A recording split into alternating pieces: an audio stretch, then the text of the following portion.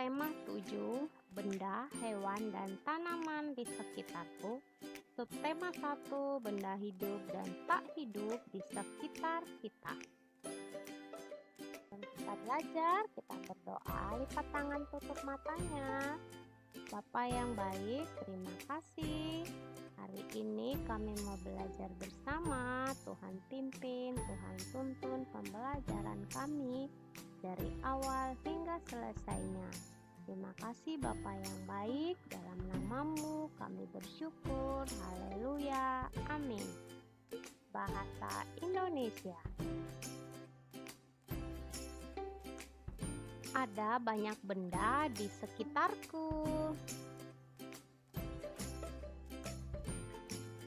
Ada manusia, ada hewan, ada tumbuhan, dan juga benda-benda lainnya seperti sepeda, mobil, dan lain-lain.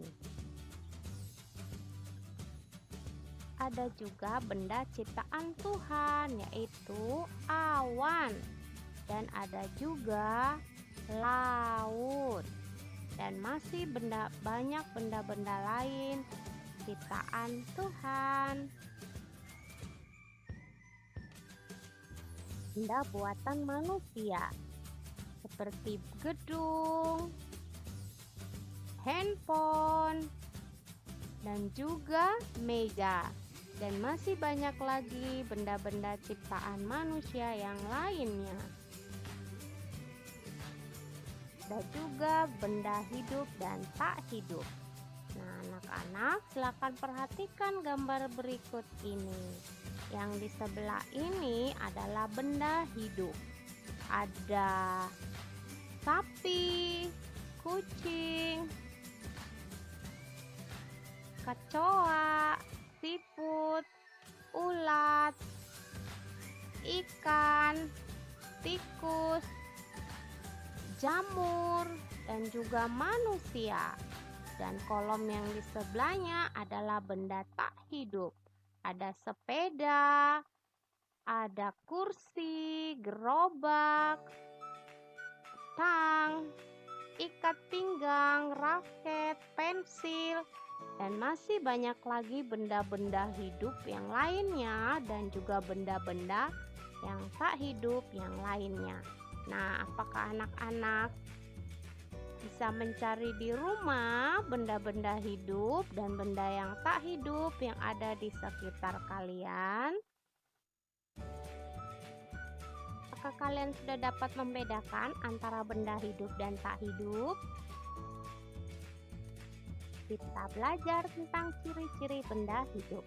Benda hidup itu dapat bergerak dan berpindah tempat, memerlukan makanan, dapat tumbuh besar, dapat bertambah berat dan tinggi, dan juga dapat berkembang biak. Silakan perhatikan gambar ini. Ini adalah gambar manusia ya, yang anak-anak yang sedang bermain bola. Nah, manusia ini merupakan benda hidup yang dapat bergerak dan berpindah tempat. Bagaimana ya manusia dapat bergerak dan berpindah tempat? Dengan cara apa? Ya, berlari, berjalan, melompat. Nah, itu adalah cara manusia untuk bergerak dan berpindah tempat. Ciri benda hidup yang lainnya adalah memerlukan makanan, dan manusia memerlukan makanan untuk tumbuh. Gambar berikut ini, ciri benda hidup berikutnya adalah dapat tumbuh besar, tinggi, dan berat. Nah, ini adalah anak singa. Dia dari kecil, baru agak besar, dan akhirnya menjadi singa dewasa. Coba perhatikan di sebelahnya, ini adalah tumbuhan pisang. Dia dari kecil, beranjak dewasa, dan akhirnya menjadi pohon yang besar. Dan berikutnya ini adalah gambar pertumbuhan manusia. dari bayi, balita menjadi anak kecil, dan akhirnya menjadi dewasa. Nah, ini adalah ciri benda hidup. Benda hidup berikutnya adalah dapat berkembang biak. Perhatikan gambar berikut ini. Ini adalah gambar burung. Nah, burung ini mempunyai anak. Nah, ini adalah artinya dia berkembang biak. Gambar berikutnya ada seorang manusia juga mempunyai anak, yang berarti dia dapat berkembang biak. Gambar berikutnya ada pohon pisang. Dia juga berkembang biak. Yang ini di bawah ini adalah gambar anak pisang yang nantinya akan menjadi pisang dewasa. Benda hidup dapat berkembang biak. Berkembang biak untuk mendapatkan keturunan. Berkembang biak juga memperbanyak jumlah. Anak-anak, tadi kita udah belajar tentang ciri-ciri benda hidup dan sekarang ciri-ciri benda tak hidup. Ya, benda tak hidup tidak dapat bergerak dan berpindah tempat, tidak memerlukan makanan, tidak dapat tumbuh besar, berat dan tinggi, juga tidak dapat berkembang biak. Contohnya meja. Apakah meja dapat bergerak dan berpindah tempat? Ya, kalau sendiri tidak bisa ya anak-anak. Kalau dipindahkan, dia bisa berpindah tempat. Apakah meja memerlukan makanan? Ya, tidak ya. Apakah meja ini akan bertambah besar, berat dan tinggi? Juga tidak. Apakah meja dapat berkembang biak? Juga tidak ya anak-anak. Nah, anak rumah ada pada halaman 41 dan 42. Apakah kamu masih ingat ciri-ciri benda hidup? Coba perhatikan gambar di bawah ini. Anak-anak dapat mengisi titik-titik ini, ada pilihannya. Nah, pilihannya ada di kotak ini anak-anak. Ya, berkembang biak, membutuhkan makanan, bergerak dan tumbuh besar. Perhatikan gambar kuda ini. Nah, kuda ini lagi ngapain nih anak-anak? Ya, dia bergerak. Kita baca ya. Aku tahu kuda disebut benda hidup karena bergerak. Iya, isinya adalah bergerak. Anak-anak silakan lanjutkan nomor berikutnya ya. Dengan pilihannya sudah ada di dalam kotak ini, anak-anak sisa memilih dan menuliskannya.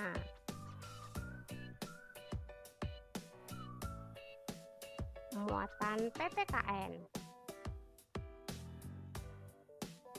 Nah, anak-anak masih ingat kalian dengan lambang negara kita, yaitu Garuda Pancasila. Pada lambang negara tersebut terdapat sila-sila Pancasila. Kalian sudah mengenal sila ke-1 sampai sila ke-3 pada pembelajaran sebelumnya. Sekarang kita akan belajar mengenal simbol dan sila ke-4. Lambang sila ke-4 Pancasila adalah kepala banteng. Dan bunyi dari sila ke-4 adalah kerakyatan yang dipimpin oleh hikmat kebijaksanaan dalam permusyawaratan perwakilan. Contoh sikap yang sesuai dengan sila ke-4 adalah: yang pertama, saat berdiskusi kita tidak boleh memaksakan pendapat. Dan yang kedua, menghargai pendapat orang lain. Yang ketiga, bermusyawarah saat kita memilih ketua kelas. Makna simbol sila keempat. Simbol sila keempat adalah kepala banteng. Banteng termaksud benda hidup. Banteng merupakan hewan ciptaan Tuhan. Kita wajib bersyukur kepada Tuhan atas ciptaannya. Banteng merupakan hewan yang suka berkelompok dan memiliki jiwa sosial yang tinggi. Jadi, simbol sila keempat memiliki makna rakyat Indonesia suka bermusyawarah untuk menyelesaikan masalah. Tugas anak-anak ada pada halaman 40. SBDP. Anak-anak, mari kita nyanyikan lagu berikut ini ya. Topi saya bundar.